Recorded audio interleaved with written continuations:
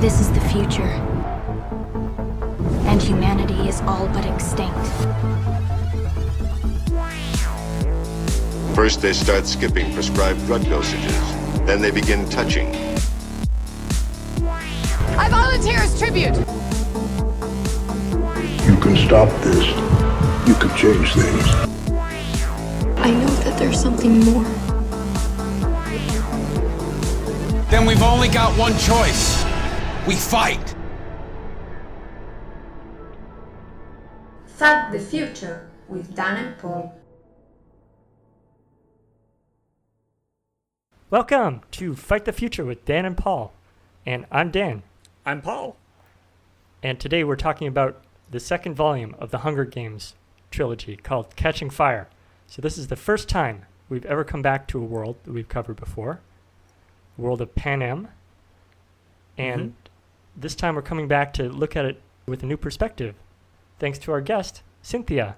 Hello. Cynthia was one of my housemates in Boston, and she's a certified nurse practitioner, and she's one of my favorite people. Would you consider yourself to be a fan of the series? Yeah, and I'm a surprise fan because when I first heard about the concept, I was horrified. And then, but you're intrigued, and then I read the books, and I found it interesting, and then you just can't put it down. And then my boyfriend also thought he was horrified and thought it was stupid I was reading it, and then he took one of my books and ended up reading all of them too. So, you just kind of get hooked. Yeah. My girlfriend gave me that. When I heard about it, I was horrified. But then when I really saw the children being forced to fight each other, it seemed to make a lot more sense. I realized it wasn't like that, the child killing. This is basically this movie should just be called PTSD Part 2. It's like, holy shit. So much awful stuff happens to her. Yeah, I have PTSD written quite a few times in my notes as well. I don't know. When I was thinking about, she's 17, she's probably 17.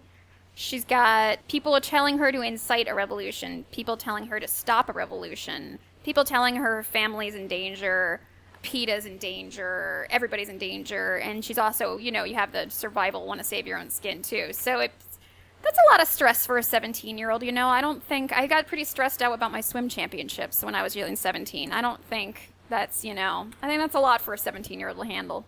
And there were no killer baboons in your swimming. There weren't killer baboons. There wasn't blood coming down on me. People weren't literally trying to kill me. If they were, they probably would have, I probably would have been hospitalized for schizophrenia if I was there's this huge computer system of people trying to kill me. Involuntarily being turned into this symbol for both sides for different reasons. And it's not a role that is comfortable for her. Yeah, she's basically, the biggest part of it is just trying to keep her loved ones and her safe is basically her main goal, but then she gets caught up in all the other things. Yeah, so she has a very hard road to walk. And yeah, we have to go back into Panem, which can be a very dark and upsetting place. Also very exciting. Mm-hmm. Otherwise it wouldn't be mass entertainment. It would just be like a pamphlet about PTSD. Yep. I think that's the one thing. It is educational for teens. They're like, maybe this isn't so great. Maybe I don't just bang up a lot of people, kill things, jump out, and then, get with some hot guy and feel great. Maybe I do become incredibly traumatized and have nightmares and horrified. You're saying that you're concerned about kids joining the Hunger Games? Well, people are joining ISIS. They want some excitement. So, maybe this'll just, dissuade them. Yeah. You'd be like, oh man, all the hot boys want to hang out with her and yada yada yada.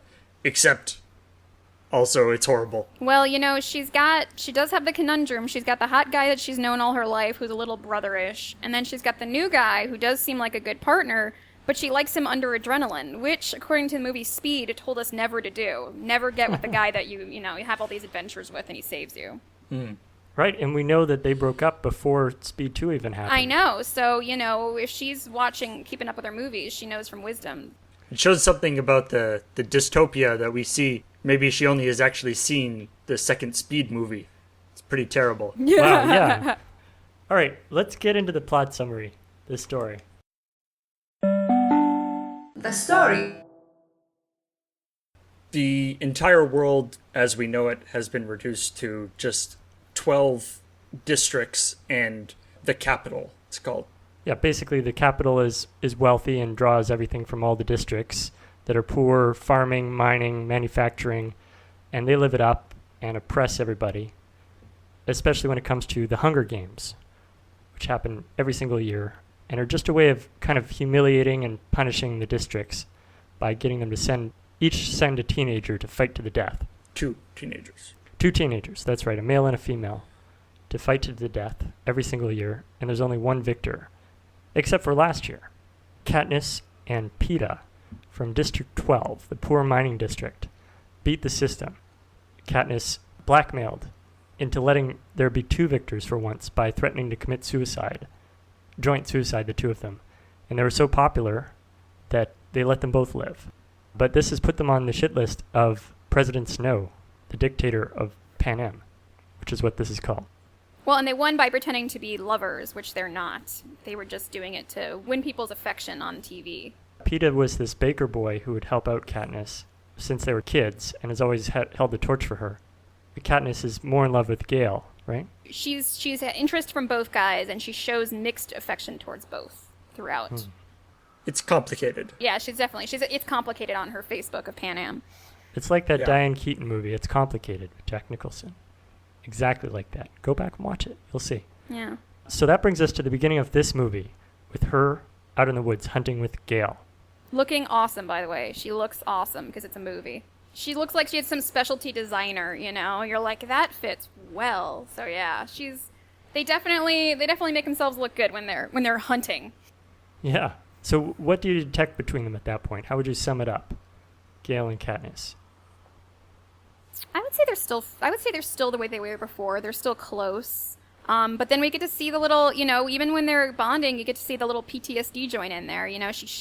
So she's hunting and she shoots somebody. She shoots a turkey or something.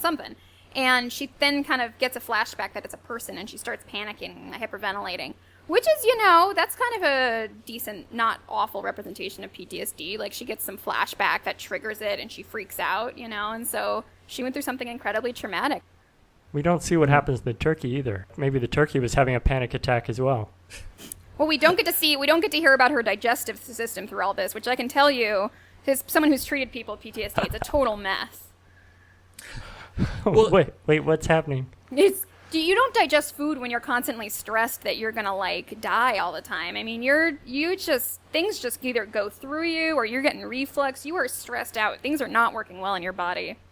But that would not be something that they would want to go into. They'd be like, let's go see how this affects her bowel movements.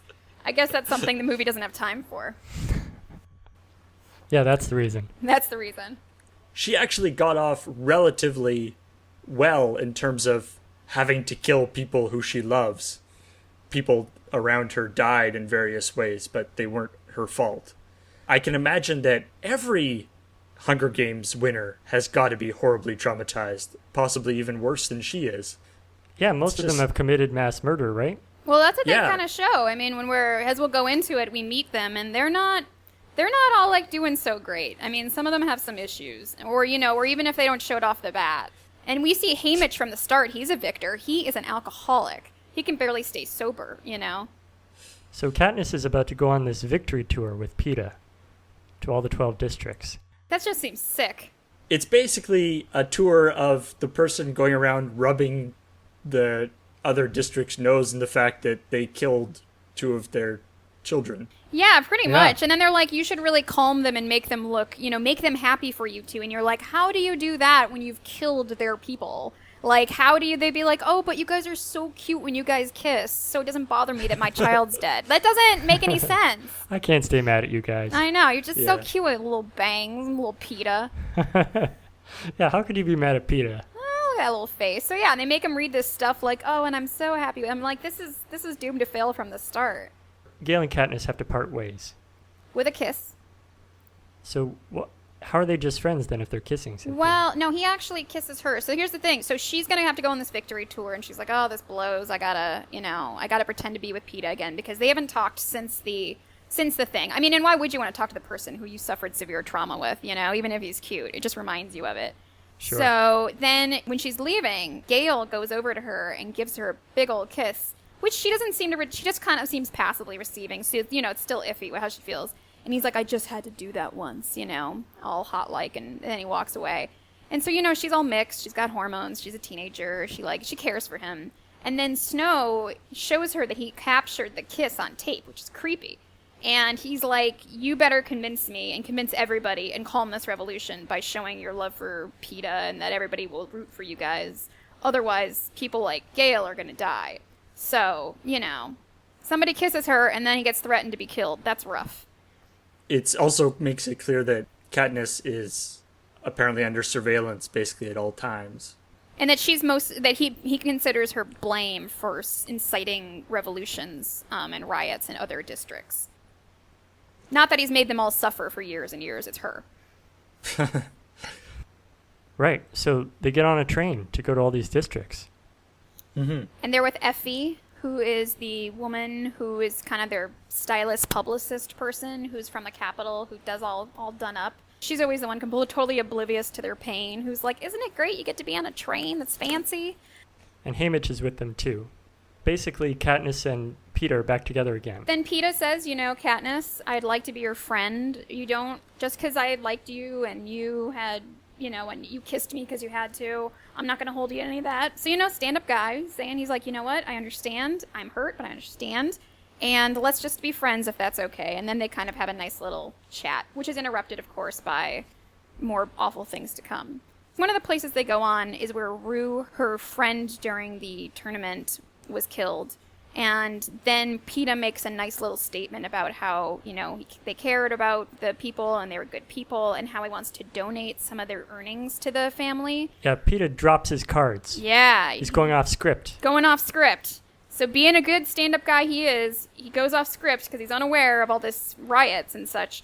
And then he donates money. He says he's going to donate money to the family. But then then everybody starts doing the, what do we call that sign? The kiss sign thing where they put their fingers up. Their little salute. Mockingjay salute, we can call it. Right. Yep. And they start doing that, and then the guy who starts it gets killed.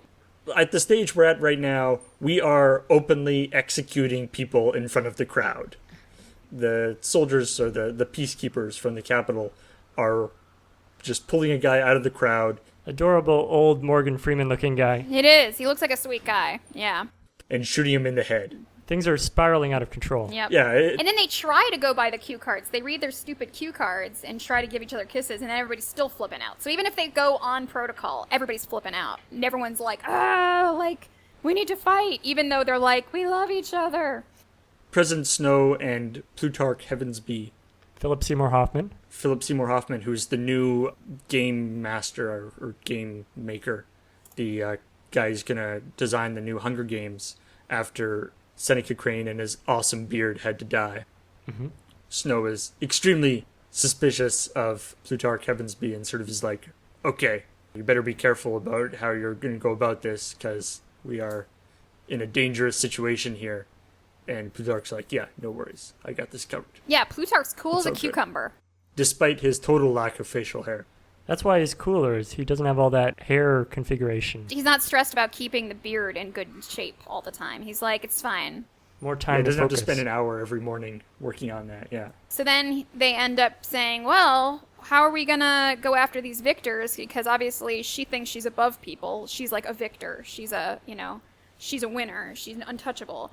So then they decide to have, the Hunger Games of all the victors selected from different districts. Right. I mean, they actually did this on Survivor, didn't they? Did they have totally. Like a survival all-stars? Yeah. It's all the people who once survived the Hunger Games in their year and have just been trying to live quiet lives after that. Or celebrities, I guess, in some cases, right? Yeah, some of them are bigger than others. One of them is like 80. Mags, one of the people. So people basically get picked out of the bucket again, out of the bowl. And, you get one woman, one male. And Katniss is the only female, so she's definitely going. And imagine she's already suffering from PTSD, and now she's going to be in a worse scenario with even bigger killers, and she has to go through it again. So that would mess you up pretty bad. And this is everybody. So it's like the plan for this is let's take 24 people who probably have PTSD and put them all back into the situation that is going to trigger them the most severely, and then film it and watch what happens. And some of them are beloved, too. Some of the people really like them. Like, there's Finnick, a very attractive guy from the fishing district, who evidently has been sleeping around the Capitol. He's been kind of a ladies' man there, according to press. So, you know, there's people who people like, and then there's people who are not as well known, or, you know, there's variable. But, yeah, you know, some people they've liked for years, and now they're going to be killed. And there's a guy who won his Hunger Games through sort of brain as opposed to brawn. Jeffrey Wright? Yeah. Electrocuting a bunch of people, and has since gone on to be an extremely influential innovator in developing technologies that are used in the Capitol. They're like, nope, you've got to fight too. Yep. Oh, but then here's a Peeta Katniss twist. All of a sudden, Katniss goes from, you know, being like, I don't know who I care about or what's going on, because Gale kisses her again, and she's like, I just can't think about it. She's like, oh, the other districts are rioting. We need to leave. Everything's a mess. And he goes like, what? What did you say? And his warrior ears pop up, and he's like, oh my gosh, we need to get in on this. Because Katniss has gotten a glimpse of censored news footage of riots, of people fighting back as they never have before in living memory. And none of this is being broadcast, but it's all being monitored in all these different districts, mostly the poor districts. They're using her sort of personal symbol, the Mockingjay, which is just a pin she got in the first movie, is sort of become a symbol for the revolution. It's being spray painted on walls and stuff. So then, with all this going on, she's got to go back to the games, and all of a sudden, she wants to save Peeta. That's all she wants. She just wants him to live, and she doesn't care if she dies. Which kind of changes. She's got nothing to lose then. Peeta volunteers to be in this quarter quell, this all-star Hunger Games, because Haymitch is the one whose name is drawn, right?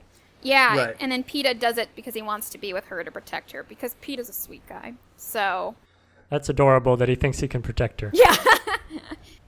Peeta is like, I'm going to sacrifice myself to save Katniss, and Katniss is like, I need to die to save Peeta. So they're both going in thinking that the other one's going to live and the other one's going to die. It's like the gift of the Magi, yeah. Yeah. So then there's a big spectacle a la American Idol to introduce all of these people who are already known to the Capitol, which quickly becomes a major train wreck for the Capitol, that is. It's pretty awesome. Instead of the kind of like happy, nice sound bites from the first Hunger Games that we saw as everybody's talking to the talk show host, Stanley Tucci, people are saying rebellious things, right?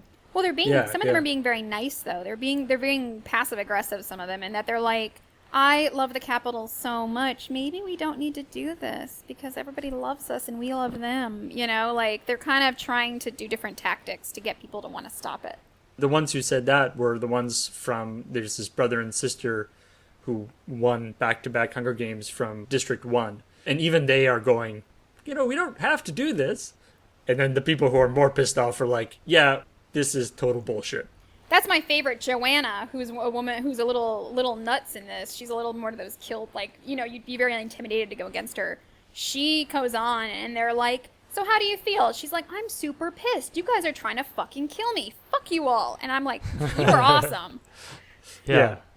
Her first memorable scene is earlier, actually, after they do the traditional parade. And she's in an elevator with Haymitch and Peeta and Katniss. Just starts undressing. Gets naked. Peeta throws a bomb in there. He totally works it. When he's with the Stanley Tucci guy presenter, he's like, oh, we're happy and we're okay going in except for the baby. That is genius. Yeah. It obviously was not enough not enough. Yeah, and in fact, it's not really even mentioned ever again. It's not, no. So nobody wants it to happen, including the people of the Capitol. It seems as though public support has gone against this off-season Hunger Games, but it still happens. So again, we see signs that maybe the president has miscalculated here, especially with this whole event, which appears to be live, and they can't stop it. Yeah, that was a big thing I noticed, is they really have to stop doing live events.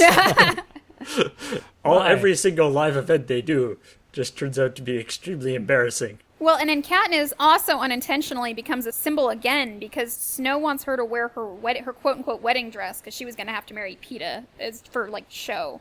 Cinna, he ends up has her twirl or whatever, and she becomes a Mockingjay. So he basically kills himself right there by supporting her, making her kind of a revolutionary symbol right there. He is one of the most sought-after designers in the Capitol, and yet he still puts himself on the line because he believes in this sort of revolutionary stuff, which is pretty brave on his part, I think. Yeah, he's a dead man walking when that happens. He's done. I mean, Snow is going to kill everybody who's going a pup. So when he does that, he's gone. But being Snow, he comes up with a particularly evil way to do it. When Katniss is in the tube ready to be shot up into the Hunger Games arena, it just stops there and she has to watch Cinna being beaten to death. And even Effie is a symbol too, or she showed that Effie's the one, the public relations woman who's totally oblivious to everybody else's pain from like the districts. But she even is like, this is kind of messed up when they want to like send them back, and she's tearful because she likes these people. So then we get into it. We're in this new Quarter Quell Hunger Games All-Star Edition. And she's had a chance to meet some of the previous contestants. We don't have to get into who they all are because there are quite a few. But she's been trying to make alliances with different contestants. But she wants the non-violent ones, which, you know, I would understand because the people she meets who are smart and who are less violent, like the grandma, who just seems really nice, Mags, who seems like a sweet woman. I mean, if I was with crazy people, I wouldn't, you know, like Victor's, I don't think I would want to go for the homicidal-looking people just because I wouldn't trust them as much, you know? They're the ones who I'd be like, you might kill me right now. So in a way, she does have a good tactic in that way. I was kind of hoping that, that at some point during the actual Hunger Games, Mags would reveal some hidden talent as opposed to just literally being a burden. Yeah, but the thing is that because she wants Mags, she gets Finnick, who's a badass fighter and a good guy. So she always shirtless. Yes, and he goes shirtless. I mean, this guy, he does a lot of abs. So, but in the beginning, she starts out with just, is it Finnick, Mags, who's the older woman, Finnick's the hot fisher guy, and then Peeta. And then they're fighting along, beating people, and Peeta kills somebody. He drowns a guy who's trying to drown him. So Peeta actually does kill somebody. Yeah, the arena that we see is this watery area with spokes of rocks in every direction with jungle all around. In contrast to the Hunger Games arena in the first movie, this Hunger Games arena is very, very dangerous. Yeah, not only the other contestants, but also a lot of different hazards that we find out almost immediately.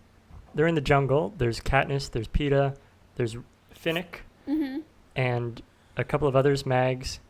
They get a second to catch their breath. They're sleeping. Well, actually, Peeta dies and then is saved by Finnick. I forgot about that part. Yeah, Peeta dies, and then he's popped back. He's slashing around with his machete, and then he hits a force field because the edges of the stadium have a force field that it's hard to see, and he hits it and he gets electrified, and his heart stops. And then Finnick does CPR on him, and then Peeta's totally fine after CPR, which as a medical professional, I'm sure happens all the time. But he just gets up and he's like, I'm okay. And you can see that Katniss really cares for him because she kind of freaks out when he's dead and his heart stopped. He made it through and he gets up and he's consoling her within a minute of having his heart stopped. So, you know, she's the one freaking out and he's like, no, I'm all right. It's okay. And you're like, okay. Mags ends up sacrificing herself because they get, you know, there's different quadrants, basically, that they realize. There's different quadrants of danger. Well, we've got a poisonous fog danger quadrant. We've got a tsunami danger quadrant. We've got a blood rain, which doesn't seem like that would actually hurt you. It's just be disgusting. Yeah, they're just grossed out, I think. Yeah, they're just like, that's disgusting. Well, and it like blinds, like it seems like it's pretty unpleasant. It's very unpleasant, but I mean, I would rather be in the blood rain than the one where there's birds that that repeat the torturing screamings of your loved one, which also won't kill you, but it will make you just go insane.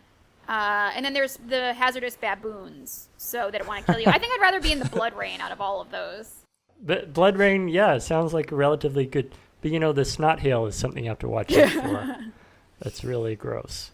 Yeah, there's a couple of quadrants that we never find out what happens in those ones. So. Maybe there's like a chlamydia rain that's a bit worse, you know. There's all these different hazards that happen. And the first hazard, they happen 1 hour for 12 hours. And the first thing that happens at noon and at midnight is there's a big tree that gets hit by lightning 12 times. Zap, zap. So there's this big tree and a huge lightning strike hits it. And Katniss, being very acute, is like, that's not a coincidence. The brainy guy from, I forget what district he's from, but he has managed to get a spool of superconductive wire. And he has this plan that what they can do is attach this superconductive wire to the tree and unspool it down to the water in the middle of the arena, and then lure their enemies in so that they will be hit by the electricity when the tree gets hit by lightning. Well, Katniss and Peeta and everybody are waiting for him to devise this plan. Katniss and Peeta have a little makeout session on the beach. Katniss saw Peeta, like, comforting someone as they died. It was one of the junkies who jumped out and saved someone from a baboon attack. Saved him. Saved him, yeah. So I think I saw the exact moment where she really fell for him. It was when he basically chose to believe that she did it on purpose to save him. That this other contestant, this junkie, who he didn't even know, sacrificed his life to save him, even though there are other interpretations that could have been put on that. Mm-hmm. He just chose to see the best in people, and he chose to comfort this woman until she passed away. And then Katniss was like, I could really use some of that. Good Except stuff. he tries to convince her that she needs to live, and she tries to convince him that he needs to live. And then... Again with these two. I know. And then he's all like, look at your family, you've got everybody. Evidently, I don't know if he's so close with his family, because he's not like, my family will miss me. He's like, doesn't... Yeah, I don't really care about my family that much. That doesn't matter. I have no one except you. I know, and then he's like, it doesn't... They're annoying. Yeah, they're like, he's like, I don't have anyone, I don't have anyone, and he's like, nobody needs me, and then she's like, I need you. And then they have a pretty hot kiss, Got a little, And Peeta even brought visual aids. That he secretly snuck in this brooch that he got Effie to make for him that has pictures of Katniss's mother and sister and Gale in it. Yeah. So Peeta is just like, hey, you need to live for your mother and your sister and the guy who you really think is hot. And he's like, nobody needs me. Which, he's pretty nice to be like, nobody needs me. And you're like, Peeta, that's like really low self-esteem there. He should have just brought out like some of his bread dough and gone, I need. As a visual aid. Also, I was just thinking that if Peeta had died or if he had gotten knocked unconscious or something, and Katniss had just looked at his brooch and opened it up without him explaining the whole thing or giving it to her or whatever, that would have been very weird. that Peeta was carrying around pictures of Katniss's mother and sister and Gale. And but yeah, potential love interest. And she's That's sort of serial killer. Yeah. Well, so then they end up, they're going to go to the tree. They're running this wire up to the tree that's about to be electrocuted. Katniss is attacked at that point. Katniss and Joanna, yes, are attacked, and Katniss is sort of hit from behind. Joanna hits her. It looks like she maybe betrayed her, but then she also kind of smears blood on her, so it makes it kind of look like she's dead. Katniss has just been hit from behind and has a head trauma, so she's not thinking that clearly. But this is not going to affect her accuracy with her bow. The head trauma is not going to affect her bow skills at all leading up to this. Or her sharp thinking. Yes. Yeah. Because she takes the end of the line that's been severed. She has the option to kill Finnick, because Finnick's in front of her, and she's like, you've all betrayed me, maybe. So she's the option to kill Finnick, or...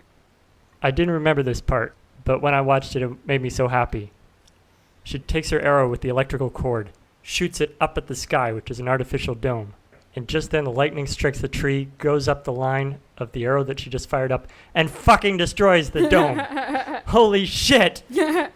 The most awesome part. Kaboom! She gets a head injury, and then she gets electrocuted. So, yeah. Katniss is a little out of it, and then everything fucking explodes. Blown out. She almost gets debris from the top of this thing crushing her. It like falls down alongside her. I'm like, you could have been killed by that. Like, what would they have done? They've been like, oops, Katniss got killed by debris from the ceiling. Getting hit by electricity also shorts out all the monitoring systems. There should have been sparks flying out of the control panels. That would have been great. Like technicians in the background going, whoa! And the look on President Snow's face, so satisfying. He's like, what the hell is happening? There's a hovercraft waiting in the hole. Then with all the debris, we have the little hovercraft come in and pick her up like a little kind of candy claw machine. Yeah. Wait, I can do this. Picks her up, Little drops left, her a few little times. left. And then she sees Haymitch, Finnick, And then Plutarch, the game master, she sees that they're all there, which she actually thinks, I think they're on the side of the Capitol. She's a little fuzzy, and she's really pissed, so she just starts beating Haymitch, like... Her default reaction at any time is now to kill people. Yeah, it's basically like, fuck you, and, Which is actually the correct reaction in a lot of kept situations. her alive, Yeah. probably. Yeah. Yeah, and so she finds out that there's been this conspiracy to keep her alive, basically, or a conspiracy to get her out of the games. About half of the victors that were involved in it were actually on her side. And she's important as a symbol of the revolution. And Haymitch had promised her that he would help her keep Peeta alive, and then Peeta got kidnapped because they couldn't get him out in time. They tried to save him, but the Capitol got him first, so he is now in the hands of the Capitol, who are very vengeful right now. Right. She gets injected again. They give her some, Haldol or whatever to calm her down. They have a lot of antipsychotic and, dozing meds there, kind of equivalents. And then she wakes up with Gale, the other hottie. He tells her, she talks about District 12, and he tells her there is no District 12. Yeah, that I guess in retaliation for what happened, President Snow has sent in the quote-unquote peacekeepers to level the place. But Katniss's family and obviously Gale got out before it was destroyed. So yeah, this is more guilt she's going to feel that wasn't actually in her control, because everybody was kind of using her as a symbol, and then also everybody used this plan that got everybody killed, which she was not even part of. They need Peeta to make her do what they want for her, because she's not going to do anything unless Peeta's safe. And then she's not safe at the end, and her district got flambéed. And then they have this her face at the end, which is kind of interesting. They just show her she kind of has horror, sadness, shock, and then anger is kind of the different emotions fly through. Yeah. And then they kind of are da-da. It's awesome. Yeah, some serious eye acting Yes. going on. Plausibility. So this segment, we can kind of get off our chest some of the things that we found implausible about it without it infecting the other segments in a way. I think the book is basically a way for the author of the Hunger Games films to get her teenage kids to stop whining about trivial things. Because they're at least you're not in the Hunger Games. I think this is kind of the end point for her. If you kids don't sit down and be quiet, I'm going to make you fight to the death. At least you're not Katniss. And they're well, Katniss has a hotter boyfriend than I do. And she's oh, you missed the whole point. What I found interesting is that, Katniss didn't know any of the other Hunger Games winners. Okay, yeah, that seemed implausible to me. They're celebrities. They presumably went on a tour, right? Yeah, and they would have toured the district when she was younger. So that's not So she just kind of meets them where she hears about them. But, it helps us to get to know them. Yeah. Everything about this quarter quell, in retrospect, seems like a bad idea. The Capitol is turned against it. They're watching. Mm-hmm. I mean, it would be exciting to see these all-stars go together, and I'm sure some people are into it. But on the other hand, they've all said explicitly, I don't want this to happen. This is a nightmare. Don't do this to us. And I think that there's sort of a neat aspect to that, where it's everyone's woo! It's this is an awesome thing. But then when they have that sort of interview segment or all this stuff. Yeah, all of these people are not only fighters, they're also media manipulators, is how they've survived. Yeah. They have these dual sets of skills, which is really cool to see. The plausibility, too, is when they have this whole plan to get Katniss, how do they know she's not going to be just killed from someone from behind initially? Or just killed at any point of this? A baboon couldn't have just, killed her right then, She kind of barely makes it through a lot of this. She gets poisoned, she gets, somebody gets electrocuted, there's dangers all around, and if she dies, she's going to be a bit of a martyr. If she dies just from somebody else. Plutarch was in control of the whole thing. Obviously he was trying to please President Snow by designing the arena. But if so, couldn't he have designed it in such a way that was less chaotic? Yeah. Yeah. I mean, I think even just... the mist, the baboons, all these things are impossible to control. Yeah. If you were a person in the Capitol as a fan, you're a fan of the Hunger Games, I would be pretty bummed if most of the people in the Hunger Games die from environmental effects as opposed to from killing each other. Yeah. Right? The way it's set up is at least one contestant is guaranteed to die by hitting the invisible force field. Or if you're just in that water quadrant, someone just gets, drowned instantly. I mean, that whole group could have just been killed, and that doesn't seem as fun or tactical. There's a good chance that there would be no one who survives. If you had 50 people or 100 people, then that would be appropriate. because they do have absolute control over the environment, right? If I was writing the Hunger Games and you're trying to manipulate Which is stuff, a Dr. Seuss book, right? yeah. I would be concentrating on manipulating it in subtle ways, right? You have like a route trip somebody when they don't expect it. Change the environment slightly so people get lost as they're traveling around. Like stuff like that, like so that people watching don't know that you're messing with stuff. Or either that or they should go, really far the other way and just do, make it as entertaining as possible by having just weird stuff happen. 1,000 hamsters fall over or something. Just every step starts making a boinging noise. What would these Capitol people be like? Oh, it's raining blood. That's cool. Like, that's disgusting. Like, how would that be a good thing for like people to want to watch? Oh, wait. Here's my theory, though. Here's my theory, which explains a lot of stuff, including why Plutarch would have put them in there. This is the beta version of the Hunger Games arena for the next year. Mm-hmm. So my question was, like, how did they get this arena built so fast, like a week or whatever? And that's because it's the one that was going to be made for the next year. So maybe the baboons, maybe the blood, maybe they were just kind of snowballing, and that's what they were stuck with because they were just making a more badass one, and because arenas probably take years to build, right? Plutarch's a bit of a sociopath in his ambition to like help the people because he's trying to like get Katniss out and make her revolution, but he's like, all right, Snow, here's what we're gonna do, and he like recommends to do executions, floggings. He sets up this whole thing, and he has to like basically kill off people, so he has to be very cold-hearted about all this. But he knows how President Snow thinks. Right, so he's appealing to President Snow. He still needs to. You still would have to be like feel sick about yourself for everything you have to do, Yeah, he's clearly not morally that different from President Snow in a lot of ways. Yeah. But he's just working towards a different goal. Yep. Yeah, they're both utterly ruthless. So from a plausibility standpoint, why does putting Katniss into the thing and then breaking her out, like he wanted to do that to show even more defiance against the Capitol? Katniss is like an even better symbol now that she's been in the Hunger Games and broken out again. I mean, it caused District 12 to get wiped out, so that's a big cost.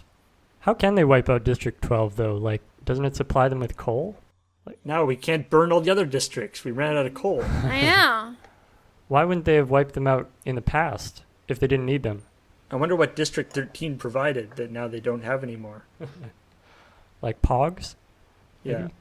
Okay, I think there is something in the book about this, how it really was their only route for getting her out of there. Maybe that part of airspace is not controlled or something? I don't know. Everything that they did for Plutarch, like when he recommended to do more executions, flogging, and breaking the black market, that makes people angrier and angrier, which makes people more willing to fight. A lot of the things that Plutarch told President Snow to do may have actually been fomenting rebellion. Yeah. When we find out that Plutarch is in on it, it's almost certainly to do that. Yeah. Yeah. It's pretty cool.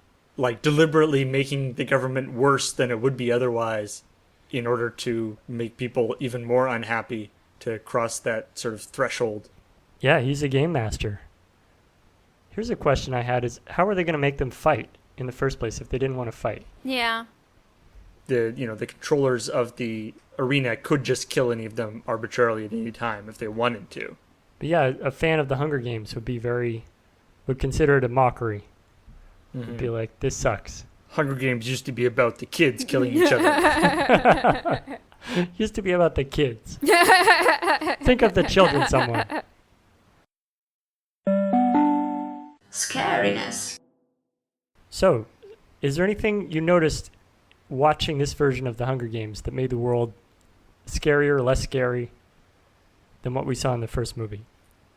Obviously, in this movie, things are getting even worse. Even if you have no allegiance to the revolution whatsoever, things are really being cracked down on. Yeah, there's a crackdown in District 12, and then it's obliterated, all within the course of this movie. I mean, and there's the implication that there's a crackdown in the other districts as well. Yeah, this is where we start to see secret police stuff for real, like beatings and people getting shot in the head. It's not even secret police. Sorry, it is yeah. very, Police. very, very, very obvious police. At any time, a giant ship could come and just destroy everything.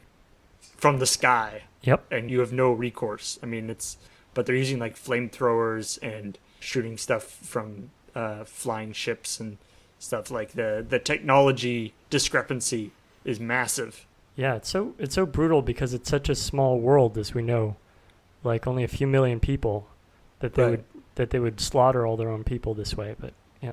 So scariness, large. Yeah, it's one of those live in interesting times things. Yeah, and one of those things is like even, being cast in the Hunger Games. The idea of like if I just tried to put myself in that I was going to be thrown into the Hunger Games would give me like instant reflux. Like I'm just like, oh my god, that would just the anxiety levels would be insane. So that's the name of my punk band, by the way, Instant Reflux. The instant reflux. Yeah, I mean, I'm a health provider. I would just be like, get me some Ativan now. I can't handle it. Like. Just everybody's screwed. In this movie, everybody's screwed, and everything gets worse. Things don't go well for people in the capital. I mean, if there's going to be revolution, everybody in the district is miserable already, and especially for Katniss, everything gets worse, like all the time for her. Yeah, and we're on the brink of war. Yeah, the only thing she's got is 2 hot guys interested in her, and even that gets a little mixy. So Mixy? it gets. She gets torn. We have that speed dilemma. Do you go for the guy under an intense dilemma, intense stress, or do you go for the other guy who's hot too, but kind of as a warrior complex? Scary. Yeah. Choices. How would they do? I am a baboon trainer. I've been waiting for this chance. Year after year, my baboons have been in waiting. And I've been training them to be killers. Even though they're really sweet, they also are very effective at killing. And so year after year, I write to President Snow and say, hey, this is what I do. I train and I raise killer baboons. This would be perfect for the arena. 20 years ago, remember how awesome those killer orangutans were? Like, they were a big hit. We need to bring them back. It's time. You've been training these baboons on spec, eh? On spec, it's basically a passion project. Like, I even have a day job. I'm a postman. But then I come back and I deal with my horde of homicidal baboons. I feed them, I take care of them. They're very well taken care of. They're big and healthy and ready to kill. And they haven't killed you yet, so you're a really good handler. That's right. There isn't really a market for killer baboons other than the Hunger Games either. So I know, it was my one shot. And so finally the call came and said, we need baboons at short notice. Can you do it? And I said, I can. My baboons will be there, and they'll be ferocious. I know. You could have tried to train them to, like, work with the police to be kind of like a German Shepherd people, but they probably just attacked the police, and you're like, that idea failed. We just got to keep it to Hunger Games. And I said, Snow, leave it to me. Don't even bother with other hazards. Why do you need other stuff? Baboons. 12 segments of baboons. I know, this is 1 all o'clock baboons. 2 o'clock baboons. We're going to baboon around the clock tonight. Yeah. We're going to rack up those kills. It's going to be amazing. You can They're sell gonna baboon shine. stuffed animals and such. There's a lot you can work with. There's baboon Happy Meals in the capital. I feel this is our year This is for the killer year. baboons. Yeah. And The general feedback from the audience was, great Hunger Games, too many baboons. Enough Crushing. with the baboons. crushing devastation for our business. And so we sadly had to release them all into nature reserves because baboons were completely out of fashion after that. And we just had to put in signs to say, look out, homicidal baboons. Yeah, luckily there are quite a few homicidal animal nature preserves around the capital for other leftover creatures from the Hunger Games. Other bioweapons, they're just going frolic together in perfect harmony. So that's what I would be. I don't know if this is like a bad image of myself, but I was like, if I pictured myself, as I said, besides needing a lot of Ativan for the, if I was selected to be in the Hunger Games, I feel like I would probably either be one of the people hiding the whole time, or I am going to just be killed really early on. Or I might just be, I'd like to think of myself as a nice, like a Rue character, because Rue was really sweet, and she didn't really kill anyone, she just got killed. You know, and we all were like, oh, Rue, she's so sweet. So cuteness can be a strategy. Yeah, until you die, but... But people want to protect you if you're cute. But then nobody. They can't protect you to the end unless they die for you, I guess. So if I had all the tributes were Peetas, they would just kill themselves and I would live. But otherwise, your baboons would do a really good job. I mean, they're really well-trained baboons. If you could, I mean, I guess there's probably a Thank you. A certain strategy of, it's like, I'm not going to survive the Hunger Games, but maybe I can make a strong impression on people that, well, at least people will kind of remember me. Maybe I can just strip off my clothes and run around singing show tunes. If you make a strong impression on people, then maybe your family could kind of cash in on that a little bit. Well, Rue was a very loved character, and they tried to give her family money, because she was a very beloved, sweet person, so... Right, so she sort of won in her own way. She would have if, her district didn't get to slaughter. So I was like, oh, nothing goes well for these people. Okay, Paul? In the first Hunger Games podcast, I was talking about being one of the people in the control center, and I was thinking about that in the context of this movie.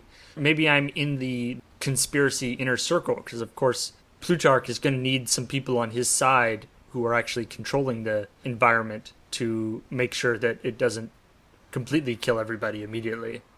It's, 7 o'clock or whatever, we're going to release the poison gas, but can we release it in such a way that the people we need to survive will survive, but it'll still look really scary for the viewers at home. So yeah, that's a special skill, the fog wrangler. So you'd be the fifth column control center guy. Right, but then, when Plutarch is like, oh, hey, President Snow, great that you're here. You should watch all the awesome stuff that's going to happen with people dying. And then, of course, all the things go off. And then they have to be like, oh no, all this stuff happened. I am just as confused about it as everybody else. What shall we do? Hope for the future. So we don't have to talk about this too much because we're going to be covering Mockingjay, Part 1 and Part 2. Mm-hmm. Where we are at the end of the film, Katniss is alive, Haymitch is alive. In some ways, there is more hope for the future than at the end of the first movie. I mean, things are very obviously going very badly. District 12 got destroyed and stuff. But at least there's this idea that some people have a plan. Yeah. There's hope that things can improve after this, obviously, war is going to occur.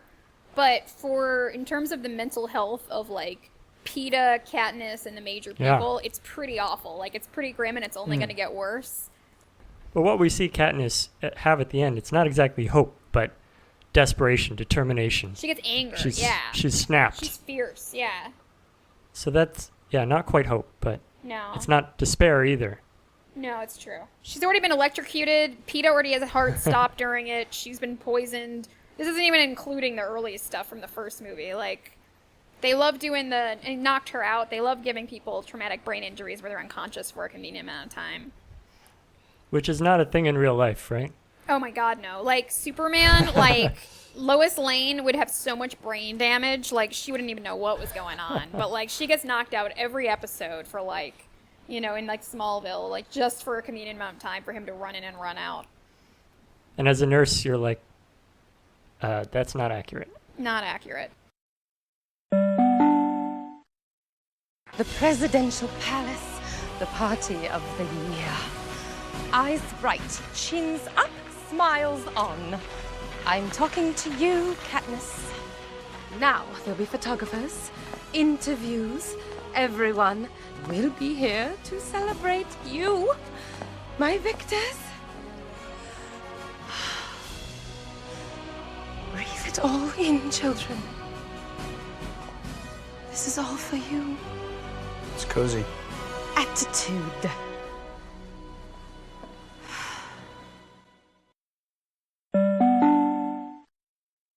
So that was Hunger Games Catching Fire, as covered by Fight the Future with Dan and Paul.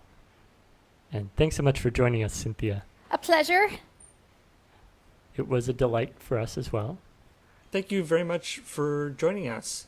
And as a reminder, this podcast, as with everything on Loading Ready Run, is supported by our Patreon, which is at patreon.com/loadingreadyrun. If you like what you see, please subscribe, rate, or review it on iTunes.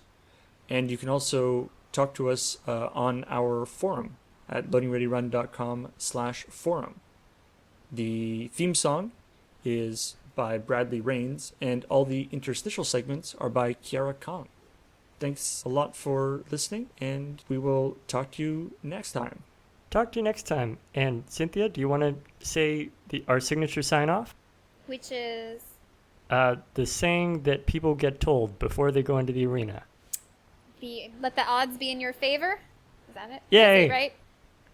I could do it. I could do it Effie style. Like, let the odds be in your favor. Very good. Yeah, you said it as accurately as I say it typically. From memory. The odds are never in your favor. It's true. That was the lesson we found out here. Thanks for listening. Bye-bye. Bye. Bye.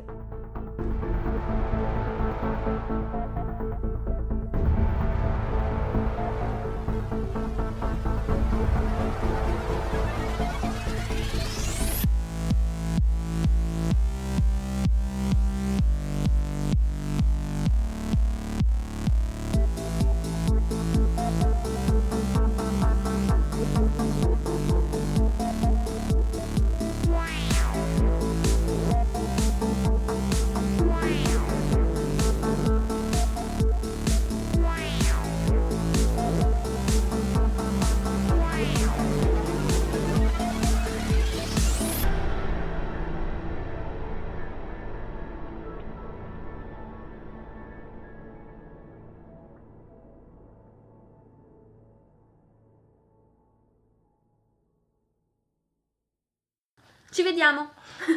Perfect.